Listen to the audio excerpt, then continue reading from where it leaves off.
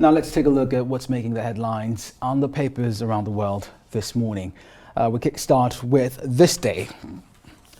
And the bold headline right there, Buhari rallies banking sector support to lift Nigerians out of poverty.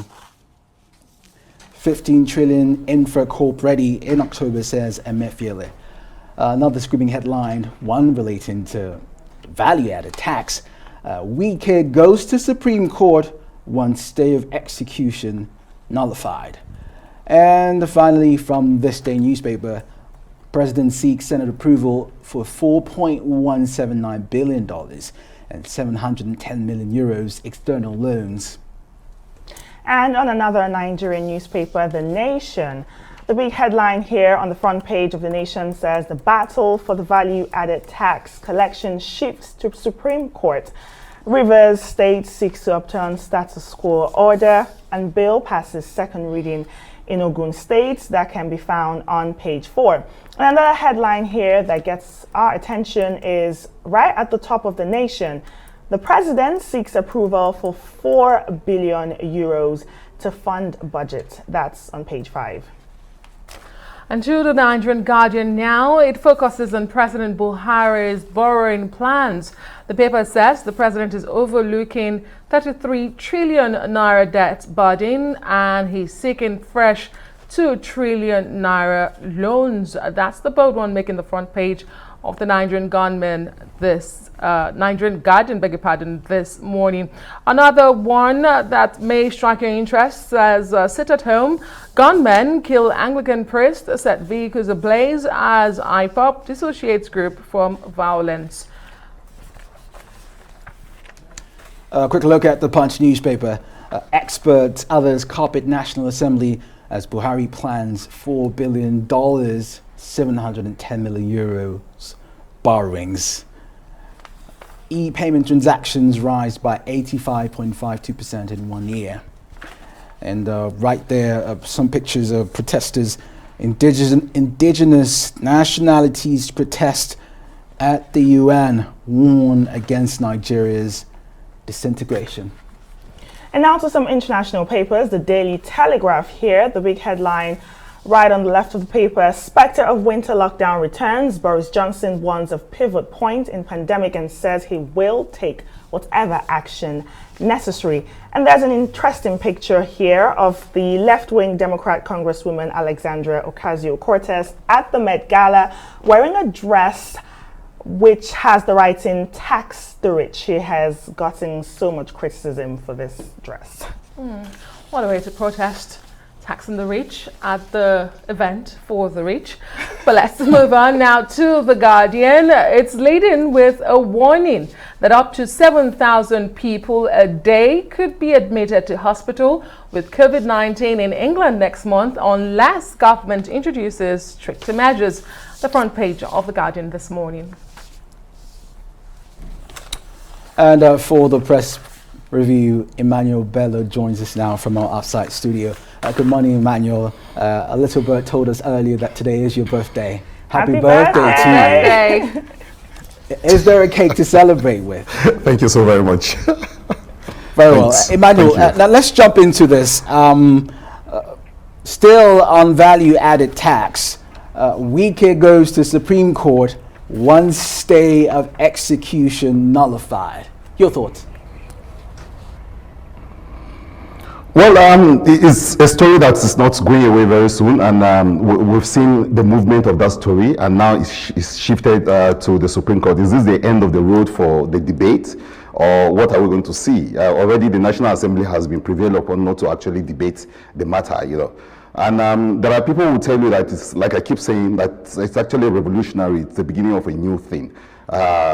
Is this a wake-up call for states who think that, look, we can actually just lean on the states that are, helping with, VAT and all of that, getting more VATs. So going to the Supreme Court is for another interesting shift in the story. I'm not sure it's going to go away completely from there. I think there will be other kind of advocacy. But like I say, it's an interesting development, one that I think all editors, newspapers, reporters will be watching over the coming months or the coming weeks. to see how this is resolved. But whatever it is, I think those who are making a case for some form of control of the VAT have a good case. But of course, we need to also listen to the federal government that keeps saying that, look, Nigeria will be the only country where states are allowed to control their VAT.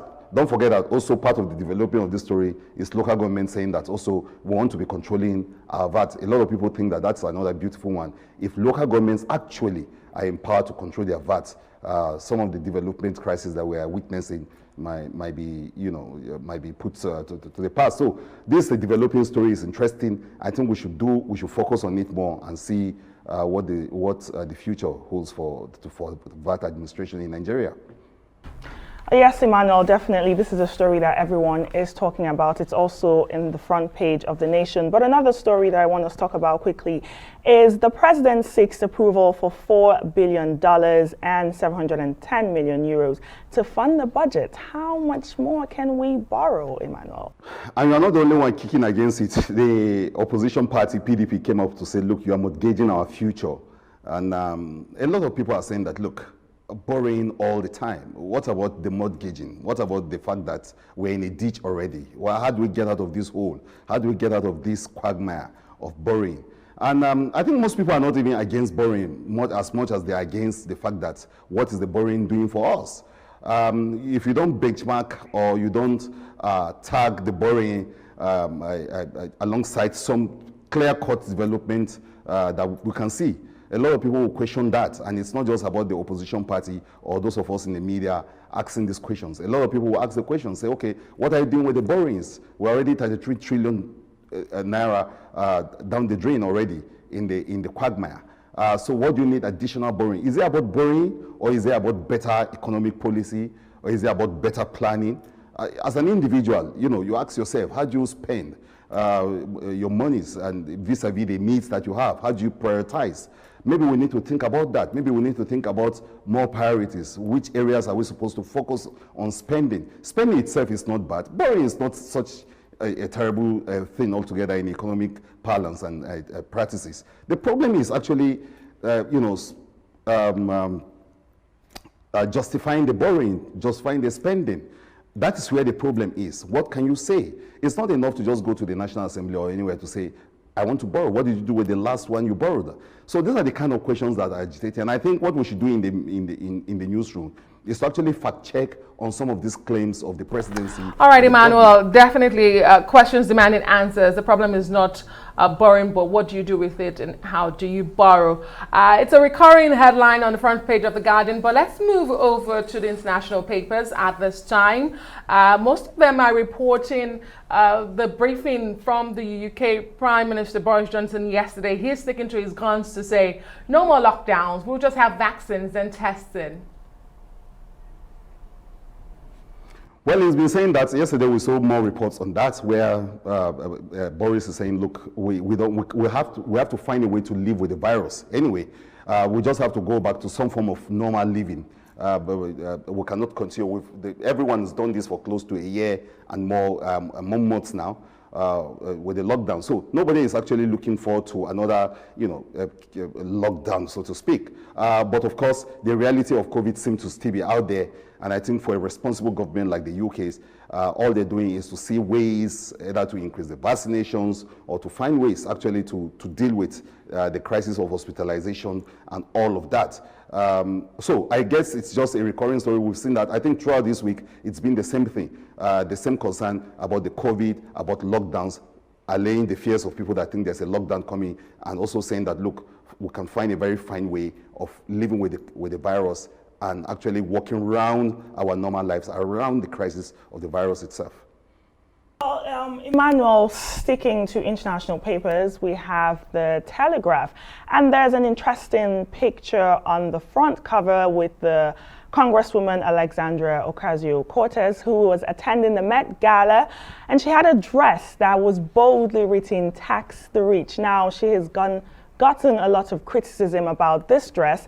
Some people are saying, why is she attending an event that has only the wealthiest people can attend that event and wearing that dress? Do you think there's a bit of complication in this type of protest? No, well, she's.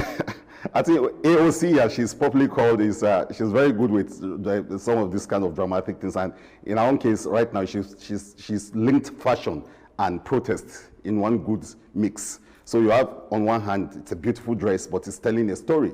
It's some form of messaging, I think, and it's the strategy too. It's very strategic, and we do that a lot even out here, where people write things on their T-shirts and everything. But this is like taking the biscuit on this kind of messaging, where you're not just, all eyes are going to be on her, practically because of the dress and for her looks. And then, of course, the message is there.